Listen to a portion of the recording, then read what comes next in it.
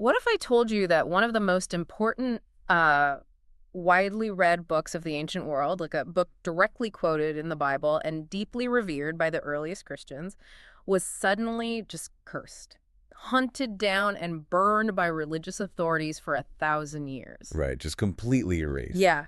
Welcome to today's deep dive, because today we are opening the ultimate forbidden text for you. It really is the absolute definition of forbidden knowledge.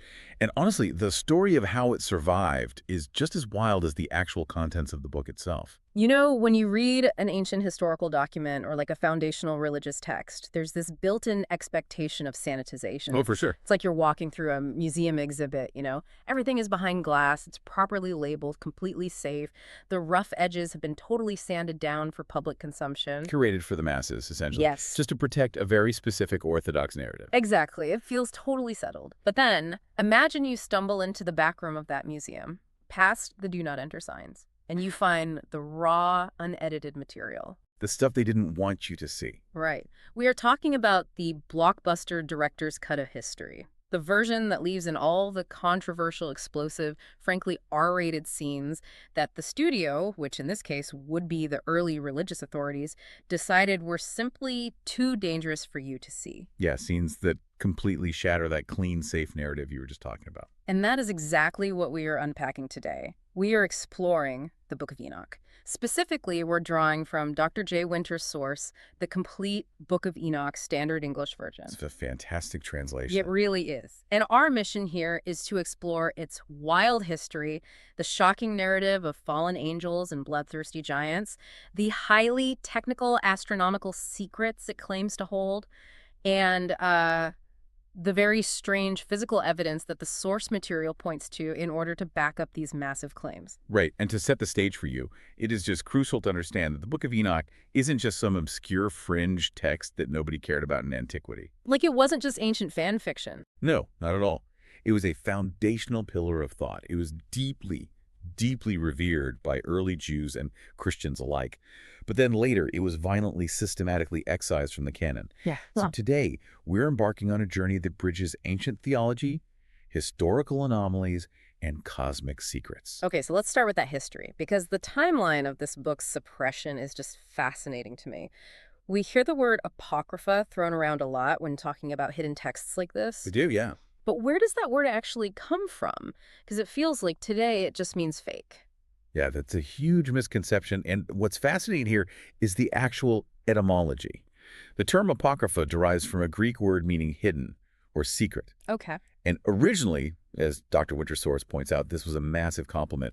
It absolutely did not mean fake. Wow, really? Yeah, it was applied to sacred books whose contents were considered too exalted, like too profoundly deep, to just be handed out to the general public. Ah, I see. So it's like having top secret clearance for theology. You needed a certain level of initiation to even read it? Precisely. We see this concept even in the canonical book of Daniel, where he is told to keep the words shut up until the end of time for the wise to understand. Right, right. But over time, the socio-political climate of the early church changed. Because these secret books were preserved within esoteric, heavily mystic circles of believers, the more orthodox, mainstream church fathers found themselves kind of on the outside looking in. So it became a turf war over who controlled the narrative.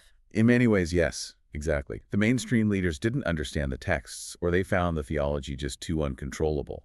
So the term apocryphal took on a pejorative connotation. A smear campaign. It was a rebranding campaign, yeah.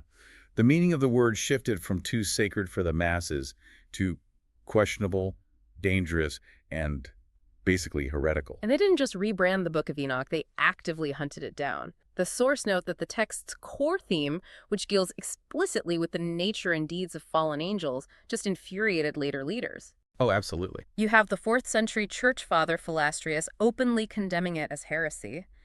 And on the Jewish side, Rabbi Simeon ben Jokai in the 2nd century AD actually pronounced a formal curse upon anyone who believed it. Right. So it was a coordinated suppression from both major religious fronts.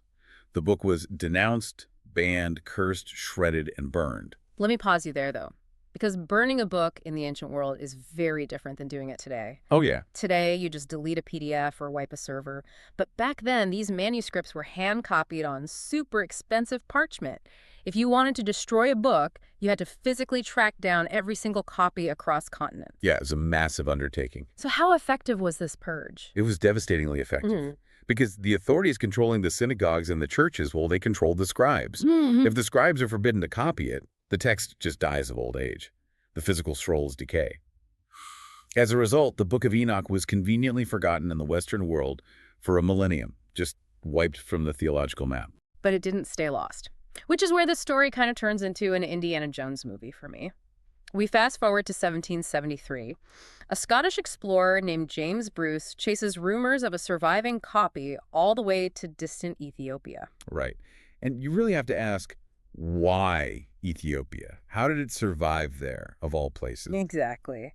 How did this one African nation manage to keep a book that the entire Roman and Byzantine empires had successfully eradicated? It comes down to geography and extreme theological independence.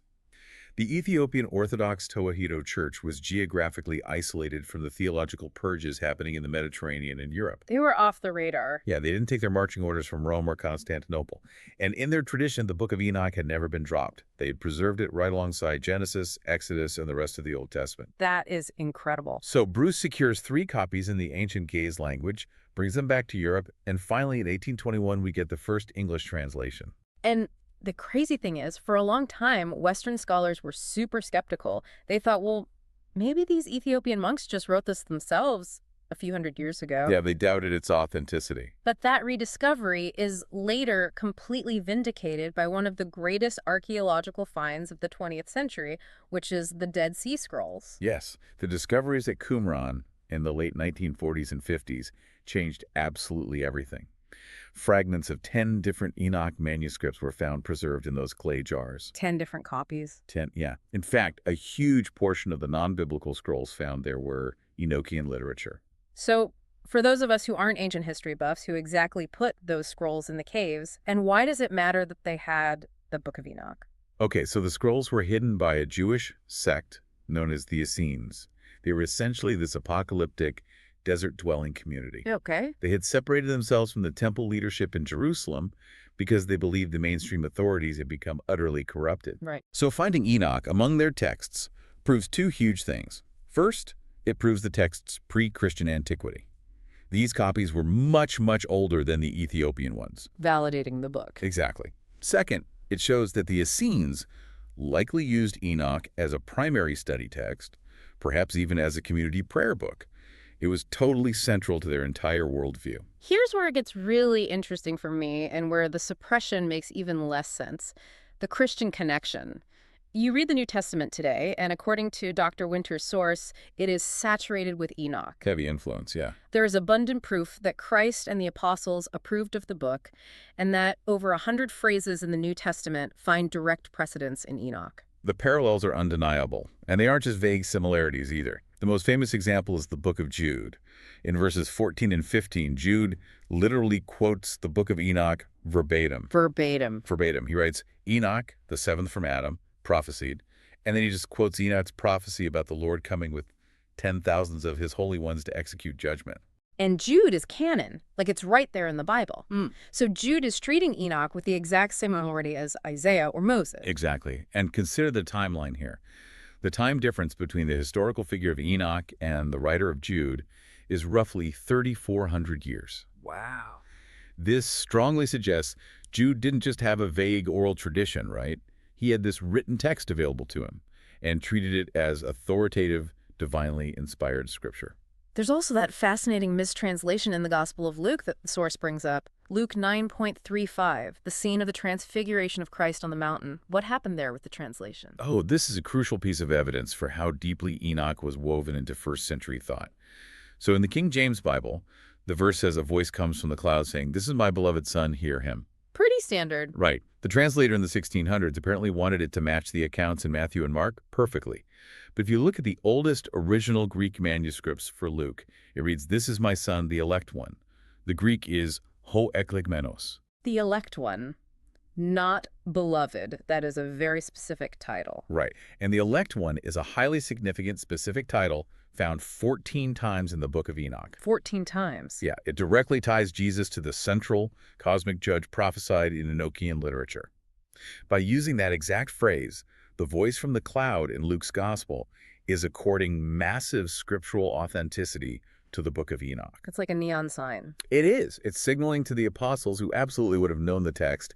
This is the guy Enoch was talking about. So this raises a huge glaring question for me. If early church fathers like Justin Martyr and Irenaeus supported it, if Athenagoras in 170 AD called Enoch a true prophet, Right. and if the New Testament authors are directly quoting it and borrowing its central theological titles, why exactly did later theologians panic so hard? Why go from, this is our foundational text, to curse anyone who reads this? Well, if we look at the core narrative of the text, the panic makes perfect sense.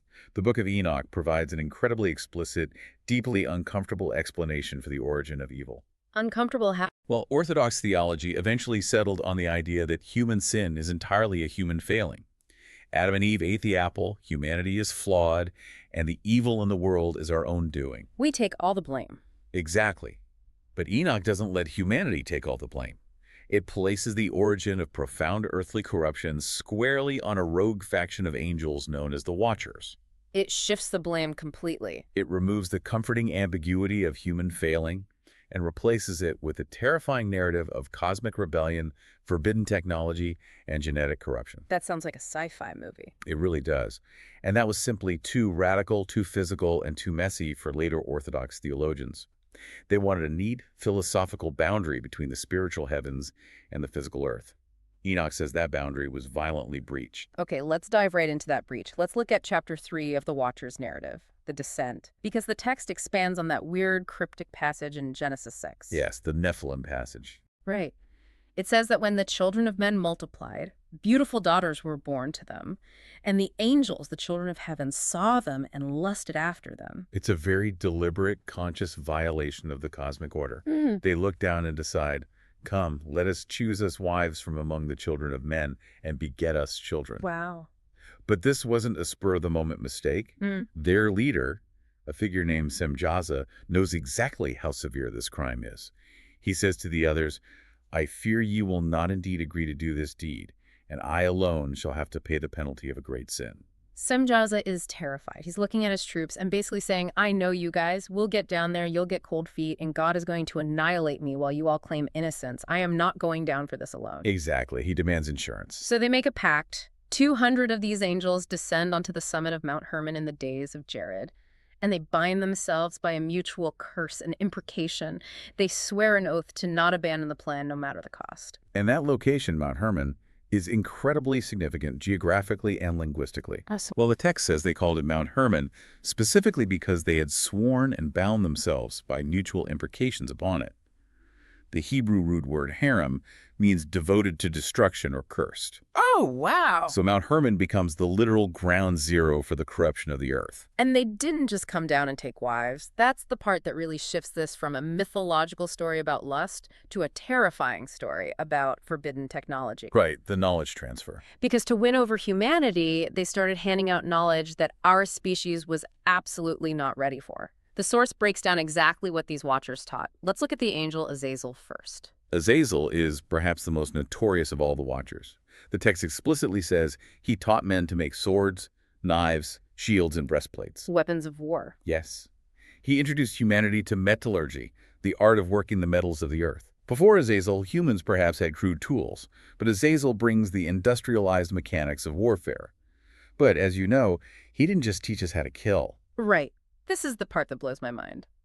Alongside swords and shields, Azazel teaches the use of antimony, the beautifying of the eyelids, which is makeup, bracelets, ornaments, costly stones, and coloring tinctures. It's quite a list. It is such a strange, jarring pairing of teachings to a modern reader. He teaches the forging of weapons of mass slaughter right alongside cosmetics and jewelry. It seems strange to our modern categorization where warfare and the beauty industry are, completely separate realms. But conceptually, in the ancient worldview, it is entirely cohesive. How does that fit together? Think about what Azazel is doing.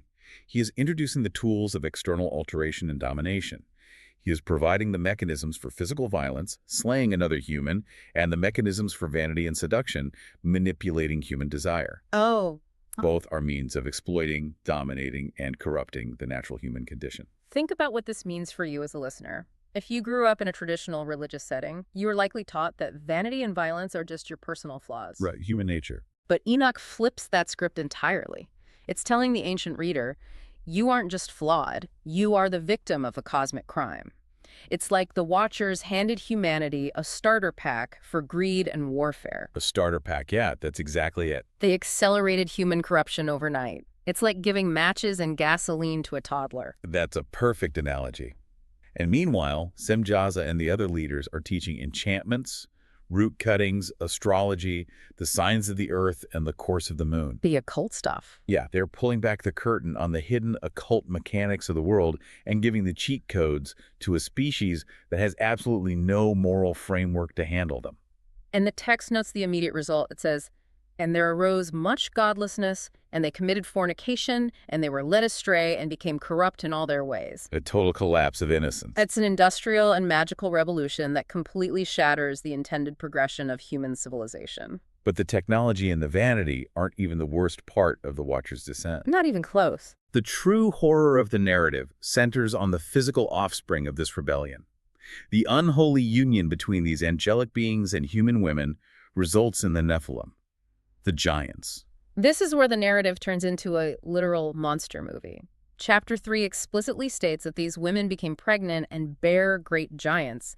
But Dr. Winter's source translates the size of these beings, and I need to stop and ask you about this because the math is insane. The measurements, yeah. The text says their height was 3,000 Ls. Yes, 3,000 Ls. Hold on a second. If an L is roughly 18 inches, the length of a man's forearm, 3,000 Ls is 3,500 feet.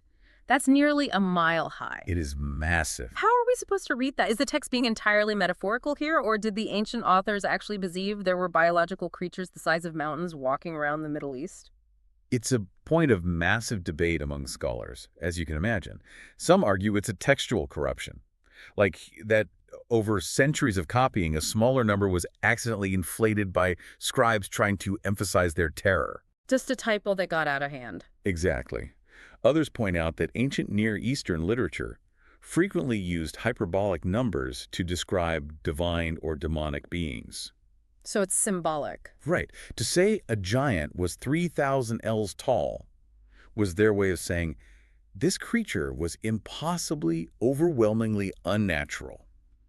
It was a theological measurement of their monstrosity rather than a strict biological one. Okay, that makes more sense. However, some ancient readers undoubtedly took it literally, which only added to the sheer terror of the text. Well, metaphorical or not, the devastation they caused was literal.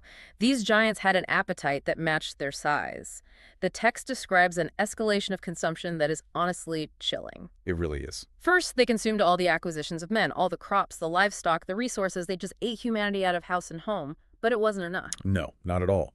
When humanity could no longer sustain them, the giants turned against mankind and devoured them. Just hunting people. It became a global cannibalistic nightmare. But the corruption didn't stop at humanity. The text says the giants began to sin against birds, beasts, reptiles, and fish. They devoured one another's flesh and drank the blood. They were eating everything. They essentially began to consume the Earth's entire biosphere. The source phrase here is so evocative. It says, then the earth laid accusation against the lawless ones. The Earth itself. Yes. Yeah. The planet itself is crying out. It's not just a human tragedy. It is full-blown ecological and cosmic catastrophe. The blood is literally soaking the ground, and the earth is demanding justice like a witness in a courtroom. This brings us to the intervention of the archangels. Michael, Uriel, Raphael, and Gabriel look down from heaven. They see the blood, the lawlessness, the complete destruction of the ecosystem. And they finally step in. Yes. And they say to each other, the earth made without inhabitant cries the voice of their cryings up to the gates of heaven. They take this petition, the lawsuit of the earth, directly to the Most High. They bring the case before the judge. Exactly. They point out that Azazel has revealed eternal secrets, that Semjaza has defiled humanity, and that the whole earth is filled with blood. And the Most High finally responds. But he doesn't just snap his fingers and end it in an instant. He hands down incredibly specific, highly tailored tactical missions to each of the four archangels to systematically dismantle this Watcher empire. The precision of the divine retribution is striking. It's really a military operation. First, Uriel is sent to the son of Lamech, which is Noah. Okay. Uriel's mission is to warn Noah to hide himself, to reveal that a global deluge is coming to wipe the earth clean, and to instruct him on the precise mechanics of how to preserve human and animal life. Then there's Raphael. His target is Azel, the architect of weapons and vanity, and God's command to Raphael is absolutely brutal. Oh, it is severe. It says, "Bind Azazel hand and foot, and cast him into the darkness, and make an opening in the desert, which is in Judea, and cast him therein. And place upon him rough and jagged rocks, and cover him with darkness, and let him abide there forever. And on the day of the great judgment he shall be cast into the fire." Notice how physical and geographical the punishment is. Azazel is just spiritually banished to some ethereal void. He is physically entombed under jagged, burning rocks in a specific desert landscape. A real place. Yes, it is a visceral, agonizing imprisonment. Then we have Gabriel, whose mission is perhaps the most psychologically devastating. What does he do? Gabriel is sent to proceed against the giant children of the Watchers, but he isn't told to execute them himself. His orders are to incite them against each other, manipulating their own bloodlust so that they destroy themselves in a massive civil war. The text says, "Send them one against the other, that they may destroy each other in battle. For length of days shall they not have." The Watchers had hoped their giant children would live eternal lives, or at least 500 years, but God uses their own inherent violence to wipe them out. Poetic justice. And finally, Michael is ordered to go after the ringleader, Semjaza, and this is the cruelest part.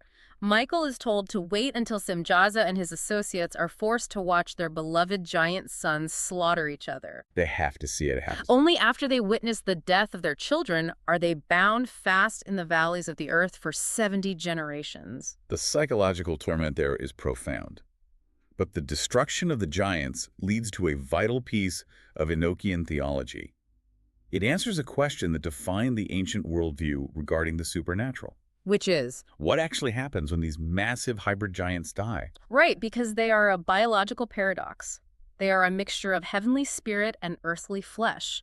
They aren't fully human, so they don't share the normal human fate in death. Exactly. The text explains that because the giants were produced from holy spirits and physical flesh, when their bodies were destroyed in the Civil War or the flood, their spirits had nowhere to go. They were stuck. Right. They couldn't ascend to heaven because they were abominations, and they weren't meant for the human afterlife. Yeah. Chapter 5 says, "Evil spirits have proceeded from their bodies.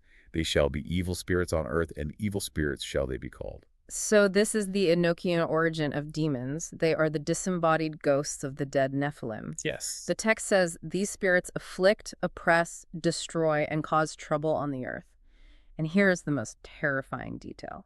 It says, they take no food, but nevertheless hunger and thirst and cause offenses. They are perpetually starving. They are cursed with the endless, ravenous appetite of the giants, but they no longer have physical stomachs to satiate it. They are essentially energetic parasites. They are forever roaming the earth, desperately looking for biological vessels to experience the physical world they were stripped from. That is deeply unsettling. It entirely reframes the concept of demonic possession in the ancient world.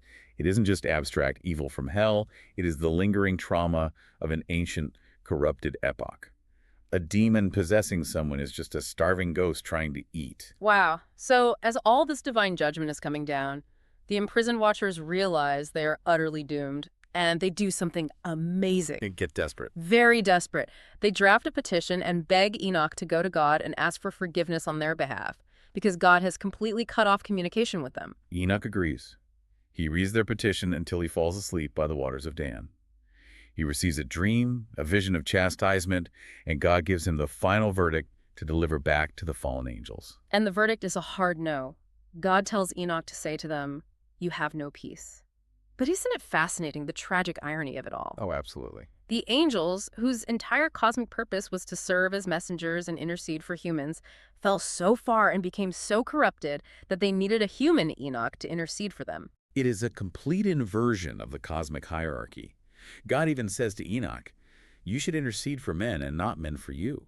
Wherefore have ye left the high, holy, and eternal heaven, and done like the children of earth?" They abandoned their post. The Watchers abandoned their station, And in doing so, they completely lost their access to the divine presence. So Enoch goes from being just a righteous man to being the ultimate cosmic courier. He's standing there, essentially holding the ultimate rejection letter. Not a fun job. Not at all. He's just told the Watchers they are doomed. But God doesn't just send him back home to Earth. Since Enoch has crossed this threshold, he gets pulled even deeper into the celestial machinery. Uriel steps in to show him exactly what it is the Watchers abandoned. Yes. This is known as the Book of the Luminaries. Enoch is guided by the archangel Uriel through the actual physical machinery of heaven. And it is so detailed. It really is. And what is striking here is how highly structured and mechanical the ancient view of the universe was. It wasn't just a mystical, cloudy realm of people playing harps. It was an intricate industrial system of treasuries, chambers, and portals. I love this part. It's like seeing the source code or the backstage rigging of reality. Perfect way to put it. Uriel shows Enoch the treasuries of the stars, the chambers where the winds are kept locked up, the storehouses of the mist, the hail, and the dew.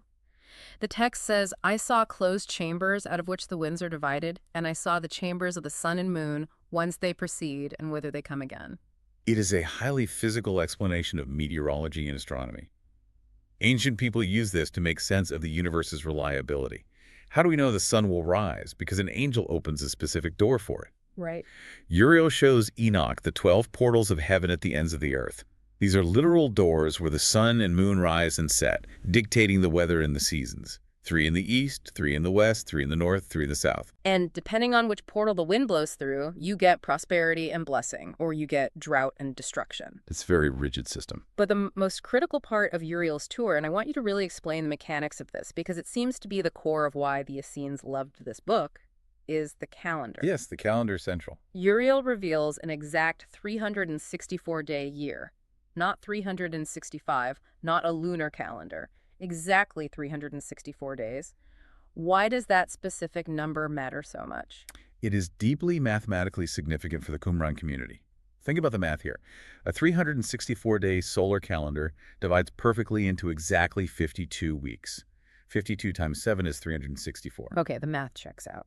This means that every single year, holidays, festivals, and Sabbaths fall on the exact same day of the week. There is no drift. Okay, but mainstream Judaism used a lunar calendar, right? Exactly. And a lunar calendar is only 354 days long. It drifts by about 11 days every year compared to the solar cycle. So things get out of sync quickly. Very quickly. To keep the seasons aligned, the mainstream priests in Jerusalem had to periodically insert an entire extra month, an intercalary month, into the year. Just make up a month. Right. And to the Essenes who were reading Enoch, this is a massive abomination. It was humans tampering with the divine gears of the universe. Because if you're using a lunar calendar, you are literally celebrating God's holy festivals on the wrong days, according to the angels. Precisely. The text explicitly warns that sinners will err and not recognize this correct reckoning. It says, owing to them, men shall be at fault, and not reckon them in the whole reckoning of the year. They shall err and take them to be gods. Wow. For the Essenes, using the wrong calendar wasn't just a scheduling error, it was participating in the cosmic rebellion. It was falling out of synchronization with heaven. And altering the divine order has severe consequences. During this tour, Enoch sees something horrifying. He describes a place chaotic and terrible, a deep abyss where he sees 7 stars of heaven bound together, looking like great burning mountains. This is the prison of the stars. Yes. Enoch asks Uriel what sin these massive celestial bodies committed to be cast into this abyss of fire. Right. How does a star sin? Uriel explains, these are of the number of the stars of heaven, which have transgressed the commandment of the Lord, and are bound here till 10,000 years, the time entailed by their sins, are consummated. And what was their sin? They didn't come forth at their appointed times. Well, exactly. It perfectly ties back to the Watchers and the calendar. Just as the angels left their appointed station in heaven to mate with human women, these stars left their appointed orbits. In the Enochian worldview, disobedience to the cosmic order, whether you are an angel, a star, or a human priest messing with the calendar, results in literal physical imprisonment. It is a universe defined by strict boundaries. Everything has its place, and crossing those boundaries brings fire. Yeah. But amidst all this terrifying judgment and grinding cosmic machinery, there's a profound theological revelation in the next section, the Book of the Parables. And that is the introduction of a figure known as the Son of Man. Yes. The elect one. The exact same title we talked about earlier from the Gospel of Luke. Enoch asks the angel who this Son of Man is, and the angel answers, "This is the Son of Man who hath righteousness, and who reveals all the treasures of that which is hidden." The theological weight of this figure in the text cannot be overstated. The source material states that this Son of Man was hidden before the world was created. He's pre-existent. He is a pre-existent divine figure who dwells with the Lord of Spirits. He isn't an angel, and he isn't just a human prophet. And his prophesied role is terrifying for the wicked. The text says he will sit on the throne of glory to judge sinners. And the language it uses is so visceral. It says he will raise up the kings and the mighty from their seats and shall loosen the reins of the strong and break the teeth of the sinners. Break the teeth of the sinners. Break the teeth of the sinners. Because they didn't acknowledge where their kingdom came from. It is a promise of ultimate, inescapable justice. Think about the original audience reading this. They are oppressed by corrupt empires, suffering under cruel kings. They needed hope. Yes. Enoch tells them, the kings and the mighty of the earth, who have been corrupted by the teachings of Azazel, who have hoarded power and resources, will suddenly face this hidden cosmic judge. Their time is up. The text says pain will seize them when they see that Son of Man sitting on the throne of his glory, and they will be cast into a deep valley with burning fire, bound by iron chains of immeasurable weight. And those chains, the text specifies, are being prepared for the hosts of Azazel. It all comes full circle.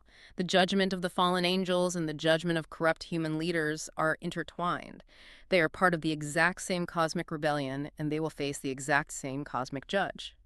This blending of the spiritual and the physical, of cosmic rebellion and earthly corruption, is the absolute hallmark of the Book of Enoch.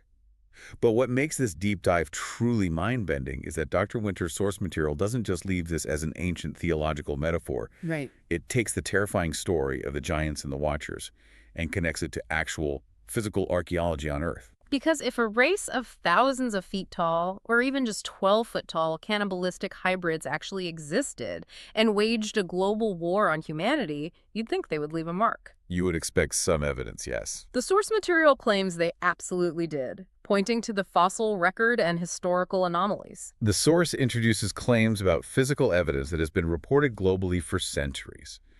It mentions the recovery of fossilized remains of giant human skeletons ranging from 8 to 12 feet tall, often found buried with massive weapons, armor, and what archaeologists call oparts. Out-of-place artifacts. Exactly, out-of-place artifacts. These are objects that technologically shouldn't exist in the geological strata where they are found. Dr. Winter highlights a very specific, bizarre anecdote from the United States. Crittenden, Arizona, in 1891.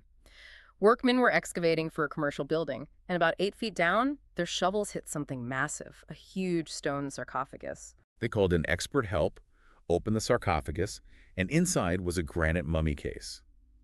The carving on the case depicted a human being more than 12 feet tall, and it featured a very specific, recurring anatomical anomaly, which was 6 toes. 6 toes, which, if you know your biblical history, is a genetic trait specifically attributed to the remnants of the giants in the Old Testament, like the giant of Gath who fought David's mighty men. Yes, the biblical connections are strong. Now, the body inside the Crittenden sarcophagus had been buried so long it had turned to dust, but the source presents the massive granite case itself as a silent, physical witness to these ancient beings. And this isn't an isolated incident. The source also points to ancient Sumerian artifacts. It notes that if you look at many cylinder seals and clay tablets from Sumer, you find clear depictions of giant humanoid figures sitting on thrones being served by lesser normal-sized humans. Visual evidence. Yes. The text explicitly connects this to the Manichaean fragments of the Book of Giants. Wait, let me pause you there. You mentioned the Manichaean fragments. For those of us who aren't ancient history buffs, who were the Manichaeans, and why does it matter that they had this text? Great question. Manichaeism was a major Gnostic religion founded in the 3rd century A.D. by a prophet named Mani. They heavily incorporated older Jewish apocalyptic texts. Okay, so another group preserving the tradition. Right. The Manichaean versions of the Book of Giants, which correlate strongly with the fragments found at Qumran, describe the demons and giants being led to 32 towns near the Sumeru mountain. So it's suggesting a global, organized civilization of these giant beings, not just a few random monsters wandering the desert. And the biblical connections keep coming. The source brings up King Og of Bashan, described in the books of Deuteronomy and Joshua. Yes, Og of Bashan. He is explicitly called the last of the Ashtoreth dynasty and the remnant of the giants. His kingdom was literally called the Land of the Giants, which the sons of Joseph invaded. His iron bed was supposedly 13.5 feet long. The implication in the source is that these biblical accounts are not just localized, exaggerated tribal myths. They are fragmented historical records of a real post-flood remnant of the Nephilim line. Real history. And to further cement this idea of lingering giant spirits, the source material brings in an incredible extra-biblical text, which is the Testament of Solomon. This part is wild. King Solomon is famous for building the first temple in Jerusalem, but the Testament of Solomon claims he didn't just use human stonemasons. He supposedly used a magical ring to bind demons and force them to do the heavy lifting of the massive stone blocks. A supernatural construction crew. Yeah. The text describes Solomon interrogating these spirits as they work. He encounters a demon with gleaming eyes and a blade and asks, "Who art thou?" And the demon's response perfectly aligns with the theology of Enoch chapter 5 that we discussed earlier. The demon answers, "I am a lascivious spirit, engendered of a giant man who died in the massacre in the time of the giants." It's admitting exactly what Enoch claimed. It's not an angel from hell. It's the disembodied spirit of a dead Nephilim from the ancient civil war. Exactly, it's a starving ghost. And later in the Testament, a demon named Ephippus and a demon of the Red Sea are commanded by Solomon to lift an enormous pillar of air to support the temple architecture. Lifting air. Yes, Solomon seals them with his ring, and the text claims that if you look fixedly at that pillar, you can still see the spirits underneath, supporting it like air. It's a fascinating textual crossover that reinforces the idea that the evil spirits plaguing humanity are the ghosts of this forgotten epoch. Now, I want to carefully contextualize this because obviously modern evolutionary science and mainstream archaeology completely reject the idea of a global race of 12-foot, six-toed, angel-human hybrids building ancient civilizations. Naturally, yes. But we have to ask the question the source is pointing at. Why is the specific giant motif so universally embedded in global mythology? It is a critical question. You find it absolutely everywhere, from Sumeria to the Americas to the Norse giants to the Greek titans. Right. And they are so often linked with the exact same traits across totally isolated cultures. Cannibalism, six toes, massive megalithic architecture, and dragon slaying. The dragon connection is very interesting. Actually, on that note, the source points out a fascinating linguistic detail regarding dragons. It notes that the word dinosaur was only invented in 1841. Though Dr. Winter's source says 1871 by Sir Edward Owen, the broader point remains, before that relatively recent scientific classification, the word used historically worldwide to describe massive, terrifying reptilian beasts was dragon. So the source is suggesting that ancient accounts of giant slaying dragons might actually be cultural memories of these massive humanoids hunting dinosaurs or surviving megafauna. Which completely scrambles the timeline. It challenges us to reconsider how we interpret ancient terminology. Is it shared genetic memory? Is it a universal misinterpretation of ancient people finding massive dinosaur bones and assuming they belong to human-like giants?